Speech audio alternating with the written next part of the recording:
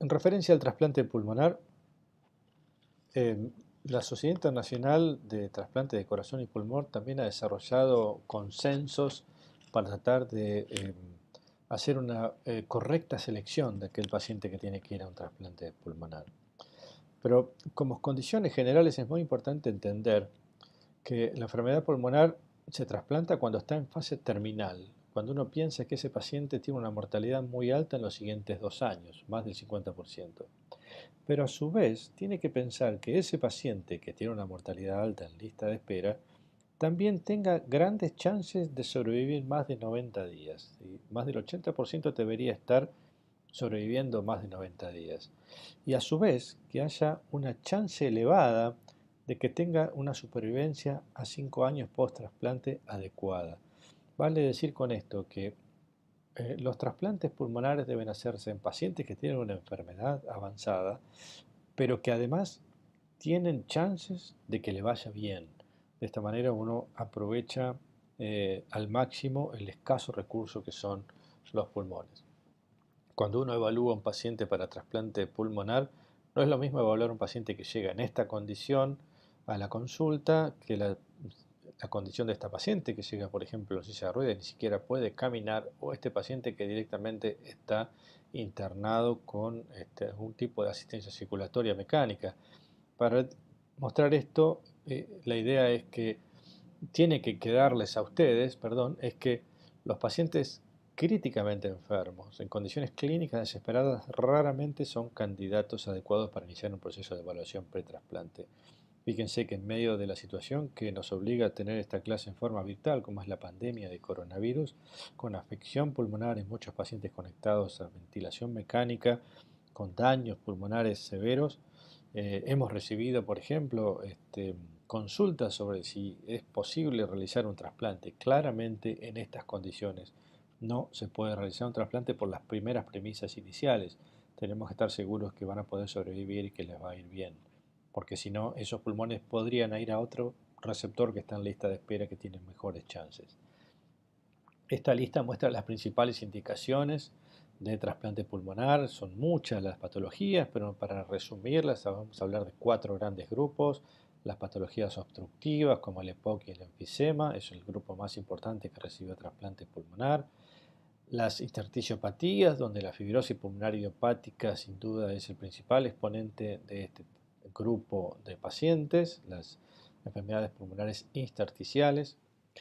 La fibrosis quística, una enfermedad congénita, heredada, que también tiene un lugar importante dentro de las indicaciones de lo que llamamos enfermedades pulmonares sépticas. Ellas van de la mano de las bronquiectasias, donde la fibrosis quística es el mayor exponente. El déficit de alfa-1 antitipsina entraría dentro del grupo de los enfisemas. El último grupo, el cuarto grupo, es la enfermedad vascular pulmonar, donde la hipertensión arterial pulmonar idiopática representa el principal exponente de este grupo. Con esto tenemos en estos 4 grupos la gran mayoría de los trasplantes que se realizan en el mundo. Después sí hay otras indicaciones menos comunes, pero que también hoy se están realizando trasplantes debido a que tienen muy buenos resultados.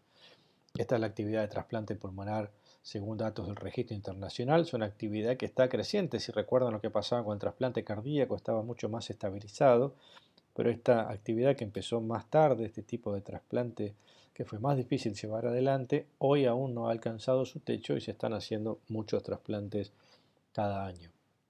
Los donantes que utilizamos también se fueron corriendo en la edad, como ustedes pueden ver.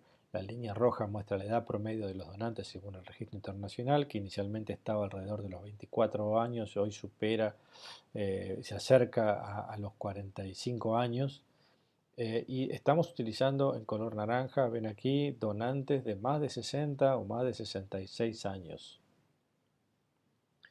Los criterios de selección del donante óptimo también fueron establecidos en forma empírica inicialmente. Debería ser un donante joven, compatible, con radiografía de tórax normal, con índices de oxigenación, lo que llamamos PAFI, por arriba de 300 o 350, que no haya consumido tabaquismo o que si lo hizo sea menos de 20 pack year, que no tenga trauma torácico, que no tenga o ninguna neumonía, aspiración, sepsis, antecedentes de traumas o cirugía cardiopulmonar, obviamente ausencia de gérmenes en el esputo y de secreciones purulentas en la broncoscopía. La verdad es que con estos criterios tan estrictos, solo un 15 a 20% de donantes multiorgánicos pueden ser aceptados para trasplante pulmonar. Estos son los datos del INCUCAI otra vez, evolución de los trasplantes cardíacos en Argentina. Fíjense que también tiene una tendencia a ir creciendo de a poco los trasplantes en nuestro país, siguiendo la curva de lo que mostraba el registro internacional, a expensas mucho más de los trasplantes bilaterales en color celeste, también como mostraba el registro internacional. Cada vez los trasplantes se utilizan más donantes bipulmonares, con lo cual necesitamos obviamente más donantes. Los ingresos en lista de espera siguen creciendo y generalmente no acompañan a la cantidad de trasplantes que realizamos. Por eso los prevalentes en lista de espera, aquellos que van quedando cada año entre los incluidos, excluyendo los que se trasplantan o los que fallecen, sigue siendo una pendiente creciente. La verdad es que en trasplante pulmonar, con esas dificultades que tenemos para conseguir órganos, logramos trasplantar apenas un tercio de los pacientes en lista de espera y hay un grupo mayor que fallece sin lograr tener su oportunidad de trasplante. Así que podríamos decir que en esta carrera contra el reloj, solo uno de cada 3 pacientes en lista de espera logró llegar al trasplante de pulmón. Las principales indicaciones, como ustedes pueden ver en Argentina, datos del INCUCAI, estas son las causas de fallecimiento en lista de espera. Los pacientes con fibrosis pulmonar idiopática son los que más fallecen en lista de espera. Vale decir que es una patología con una mortalidad muy alta, a los cuales entonces tenemos que considerar que hay que trasplantar más rápido, seguido por los enfisemas, la fibrosis quística, las bronquiectasias y así otras indicaciones, tienen una menor participación en todos los fallecidos en lista de espera. Los trasplantes, esto es más equilibrado de lo que pasa en trasplante cardíaco. Hay muchos pacientes que se trasplantan en forma electiva, más de la mitad, y un 34% en situación de emergencia, 6% y 3% en urgencia B y urgencia A. En nuestro país, la tasa de donantes por millón de habitantes ha estado fluctuante. Hoy pareciera que hay un poco más. Hasta el inicio de la pandemia habíamos logrado un crecimiento. Este año también va a volver a caer por la crisis conocida. Pero a pesar de esos movimientos, lo que no ha cambiado es el porcentaje de procuración pulmonar, que es menos del 10%, como ustedes pueden ver. Estas son las categorías de los pacientes que están en lista de espera. Antiguamente se llamaban emergencia, urgencia y electivo, como hacemos con los trasplantes cardíacos, sin diferenciar la etiología de la causa que lo llevó a la insuficiencia respiratoria crónica. Hoy sabemos que los diferentes pronósticos de cada patología que lleva a la insuficiencia respiratoria avanzada hace que tengamos que darle más chances a unos que a otros, y es por eso que se ha diferenciado de una manera distinta a quién vamos a poner en emergencia y a quién vamos a poner en una prioridad menor, de acuerdo al diagnóstico, de acuerdo a la situación clínica en la que se encuentre, de acuerdo a los marcadores de mal pronóstico que pueda tener en lista de espera, pero a su vez de acuerdo al resultado sea favorable. Los trasplantes pueden ser unipulmonares o bipulmonares. De acuerdo a las patologías, uno elige el procedimiento que va a realizar. En el caso del enfisema o de la fibrosis pulmonar, es viable hacer trasplante unilateral. La gran mayoría de estos receptores han recibido trasplantes de un pulmón y algunos de 2 pulmones. En el caso de las enfermedades pulmonares sépticas como la fibrosis quística, obviamente no podemos dejar un pulmón enfermo. Tenemos que hacer un reemplazo bipulmonar. Lo mismo en el caso de la hipertensión pulmonar, la elección es el trasplante bipulmonar, y para otras patologías es mucho más repartido y equilibrado. Estas son las etiologías por situación clínica. ¿Quiénes son los pacientes que se trasplantan en emergencia? La fibrosis quística, la hipertensión pulmonar primaria, ustedes ven en naranja, y en urgencia otras enfermedades o la fibrosis pulmonar idiopática. La fibrosis pulmonar idiopática también tiene un porcentaje alto de trasplante en emergencia. Estos 3 probablemente sean las principales indicaciones que hoy se están trasplantando. en situación de emergencia rápidamente porque son los que tienen mejores resultados. De vuelta, más datos sobre los porcentajes de los trasplantes en nuestro país y qué estrategias tenemos para tratar de mejorar la accesibilidad al trasplante pulmonar. Bueno, lo mismo que hacemos con trasplante cardíaco, correr los criterios, tratar de generar un corrimiento de las exigencias para liberar y tratar de tener más donantes. Utilizar los trasplantes lobares, vamos a ver lo que es eso, donantes vivos, donantes a corazón parado, también lo habíamos hablado en trasplante cardíaco, y la evaluación y tratamiento con métodos de preservación ex vivo, que también lo hablamos en trasplante cardíaco, y optimizar la distribución. Rápidamente habíamos dicho que estos son los límites que habíamos puesto. Un trasplante subóptimo sería aquel que tiene más de 55 años, una PAFI por debajo de lo normal, alguna anormalidad en la radiografía de tórax, antecedentes de consumo de tabaco o de marihuana, opaco, traumatismo de tórax de un lado, no implica que no podamos usar el otro lado. Los antecedentes de broncoaspiración, lo mismo, si es unilateral se puede usar el del otro pulmón. Tiempo de ARM, la presencia de pequeñas bullas y lo mismo que hablábamos con corazón, la presencia de alguna serología positiva, por ejemplo la hepatitis B hoy se puede tratar.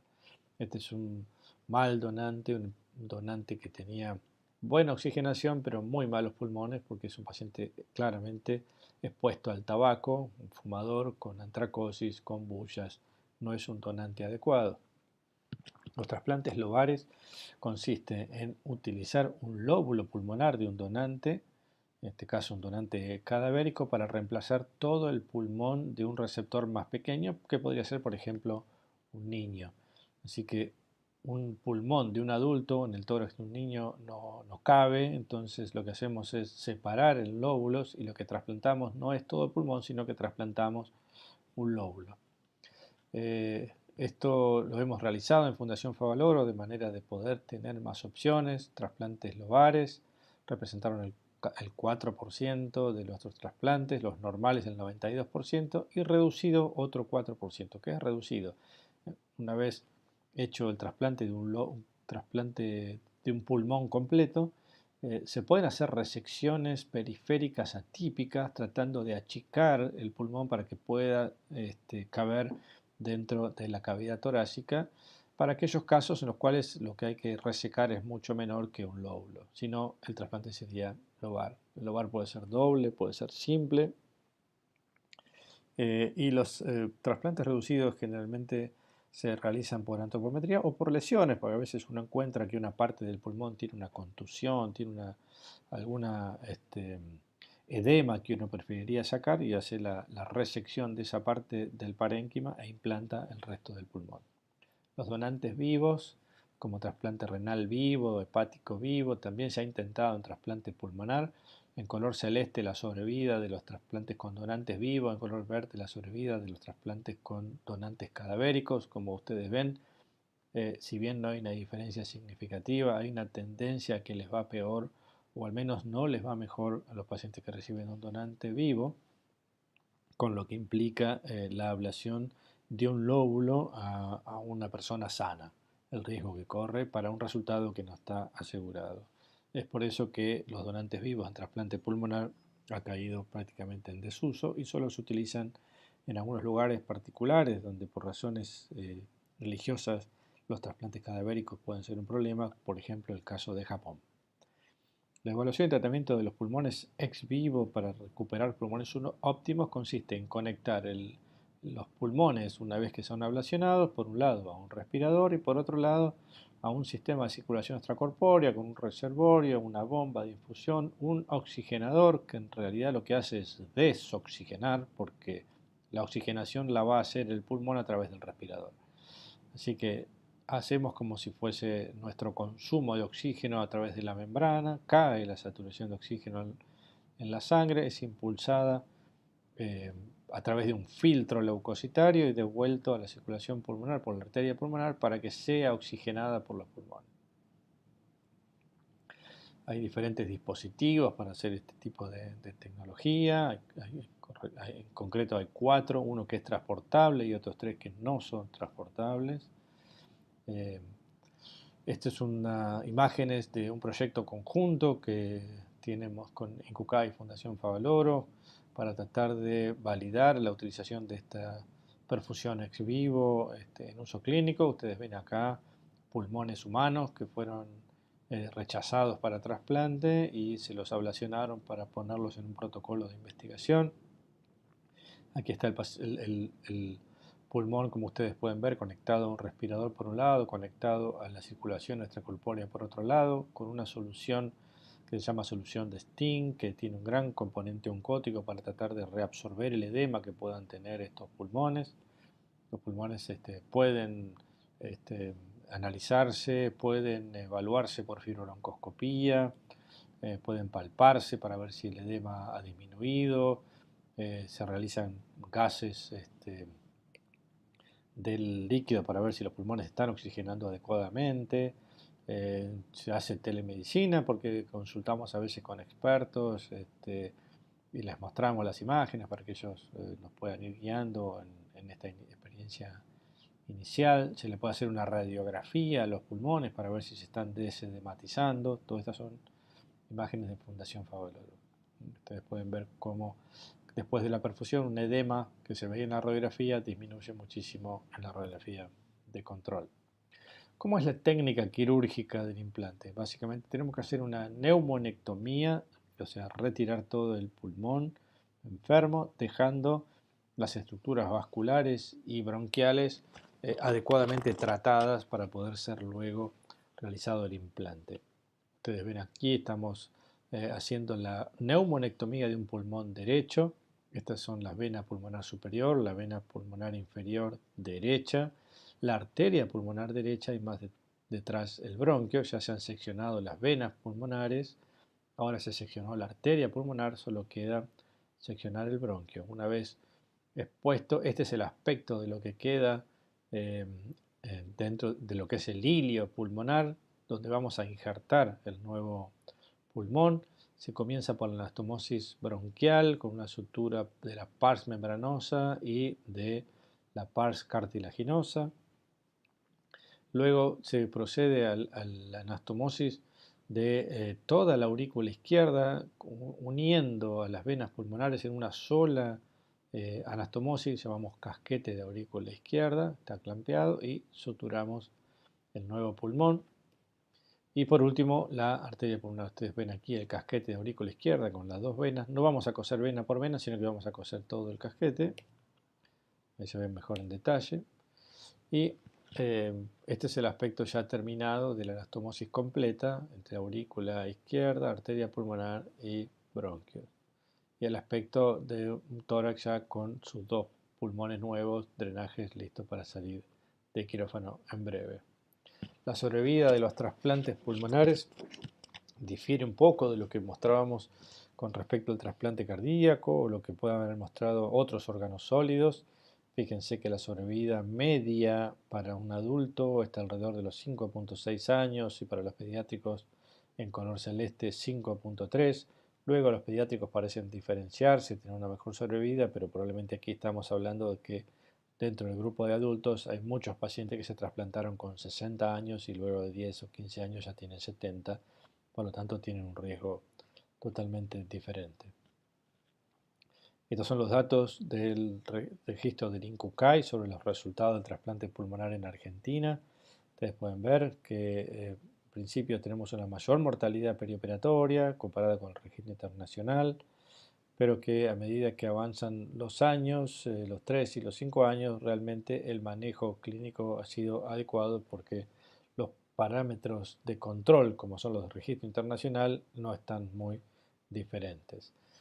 Cuando pensamos en esto de darle mejores chances a determinadas patologías, que cambiamos la estrategia para asignación de órganos que les conté, analizamos en nuestro centro qué impacto tenía eso en la sobrevida de los pacientes y claramente vemos que a partir de ese cambio, la mortalidad al año que estaba alrededor del 64% subió, la sobrevida que estaba alrededor del 64% subió a un 87%. Y a 2 años de 54 subió a 87. Vale decir que fue una muy buena estrategia porque los pacientes se trasplantan y tienen una muy buena evolución. Obviamente no todas las patologías evolucionan igual, la hipertensión arterial pulmonar y la fibrosis quística tienen los mejores resultados a largo plazo. Las enfermedades obstructivas como el EPOC y la fibrosis pulmonar idiopática por las comorbilidades que suelen tener tienen una evolución un poco peor.